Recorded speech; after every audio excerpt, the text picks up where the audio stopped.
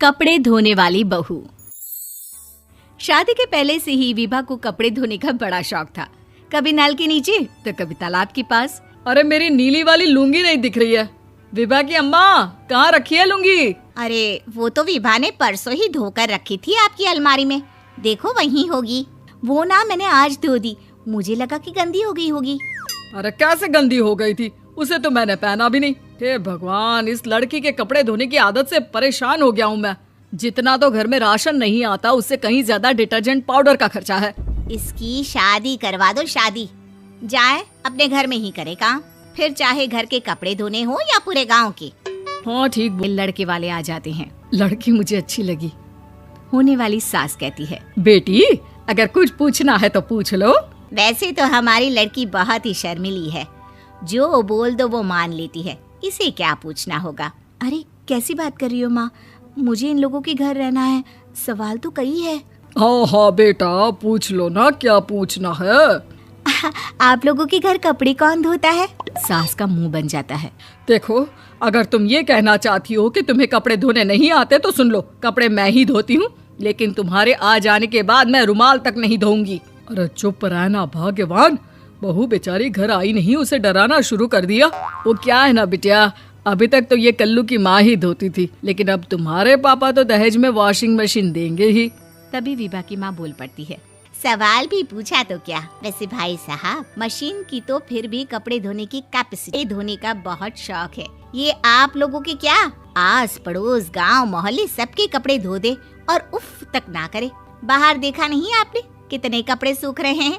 सब हमारी बिटिया ने ही तो धोए हैं। बस भी करो ना माँ, शर्म आ रही इतनी तारीफ सुनकर। और तो और एक दाग निकाल कर दिखाओ तो मान जाओ। हाँ अच्छा, माफ करना बेटा, मैंने गलत समझा। हमें तो रिश्ता बहुत पसंद है। और ऐसे जुड़ जाता है रिश्ता कपड़े धोने का शौक रखने वाली विभा का। उसकी शादी हो जाती है कोयला फैक्ट्री में काम करने वाले कल्लू के साथ। शादी के बाद अचानक विभा चिल्लाती हुई सास के पास आती है। सासू माँ, अरे सासू माँ कहाँ है आप? ये तो धोखा है, धोखा दिया आप लोगों ने मुझे। इसे ससुर के चक्कर के बारे में पता चल गया। अरे तो उसमें तुझे क्यों धोखा मिला है? अरे नल में पानी नहीं आता, कपड़े कैसे कब धुलेंगे? अच्छा नहीं, अच्छा हाँ, तेरी माँ ने कहा था कि कपड़े धोने का शौक है तुझे, याद आया मुझे। शौक बोलकर कपड़े धोने वाले मेरे जुनून को कम ना आके सासू माँ, कपड़ा धोना मेरा गुरूर है। तभी पति भी वहाँ आ जाता है। अभी मैंने इसे सनी देओल की फिल्म दिखाई है, उसी के डायलॉग मार रही है माँ। अच्छा सुन, साफ साफ बता रही हूँ, पानी सुबह 4 से 6 और शाम को 10 से 12 आता है, समझी? विभा टाइमिंग सुनकर हैरान हो जाती है। ये क्या भूतों का मोहल्ला है? सुबह 4 बजे उठकर कौन कपड़े धोता है? 4 बजे टंकी में पानी जाता है, फिर सारा दिन धोना ना, किसने मना किया? अरे कैसी बात कर रही हैं? 200 लीटर की टंकी में कितने कपड़े धो लूंगी मैं? सुबह ही उठ जाऊंगी मैं। अब क्या था, विभा सुबह 4 से लेकर रात के 12 बजे तक कपड़े ही धोती रहती। एक रोज सास पड़ोस से निकलकर कहीं जा रही होती है कि साथ वाली कहती है, हाँ कल्लू की माँ, जरा ये बताओ कि 2 साड़ी है, 2 ब्लाउज और एक पेटीकोट और एक नाड़े वाला लंबा कच्छा। हाँ तो? अरे तो क्या, कितना लोगी धुलाई ये बताओ। धोबन दिख रहे हैं हम क्या? हमारे पति सरकारी नौकरी से अभी अभी रिटायर हुए हैं और बेटा सुपरवाइजर है कोयला फैक्ट्री में। धोबन समझ रखा है हमें? हाय रे कल्लू की अम्मा, माफ कर दो, वो तो मोहल्ले में यही सब बता रहे थे कि तुमने बहू को कपड़ा धुलवाने के काम में लगा दिया। ये सारे कपड़े सूख रहे होते हैं जितने की किसी धोबन के घर पर। अरे ओ कल्लू की दुल्हन, बाहर निकल। माँ जी यहीं आ जाओ, बाथरूम में चादर धो रहे हैं हम। अरे अभी हम धोते हैं, तुमको बाहर निकलो। ये आस पड़ोस वाले बोल रहे हैं कि हम बहू से कपड़े धुलवा कर उसे कपड़ा धोने वाली बना दिए हैं। अरे छोड़ो ना माँ जी, किन लोगों की बातों में आती हो? आस पास के लोगों का तो काम ही होता है कि वो किसी तरह सास बहू को लड़ा दे। बहू सारे घर के कपड़े धोती है, ये क्या कम है? बोलिए।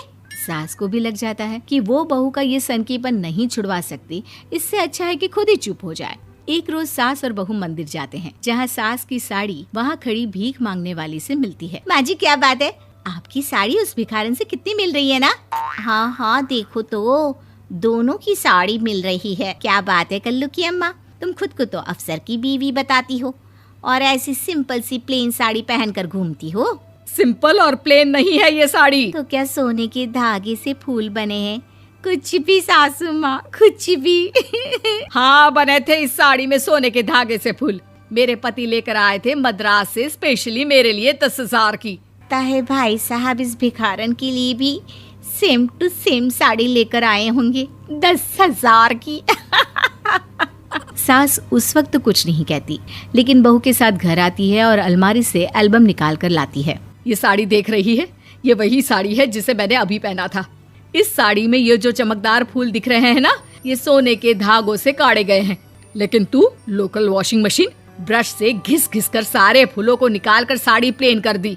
मुझे माफ कर दीजिए सासू माँ। और बहू को समझ में आ जाता है कि अब से उसका कपड़े धोना बंद।